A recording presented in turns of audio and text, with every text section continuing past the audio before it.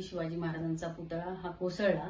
माननीय पंतप्रधान नरेंद्र मोदी यांच्या हस्ते आणि माननीय मुख्यमंत्र्यांच्या उपस्थितीमध्ये या पुतळ्याचं अनावरण करण्यात आलेलं होतं। अवघ्या 8 महिन्यामध्ये हा पुतळा कोसळला आणि त्यामध्ये ही माहिती समोर आली की घाईघाईत कुठलेही मापदंड पूर्ण न करता या पुतळ्याचं अनावरण करण्यात आलेलं होतं। आज बुलढाणा शहरामध्ये अनेक संतांचे आणि महामानवांचे पुतळे हे अनावरणाच्या प्रतीक्षेमध्ये आहेत। नगरपालिका प्रशासन आणि सार्वजनिक बांधकाम विभाग यांनी या सुशोभीकरणाला पुतळा बसवताना त्याला परवानगी देत असताना त्याचे खरोखर मापदंड पूर्ण गेले आहेत का याची पडताळणी करणं अत्यंत आवश्यक आहे।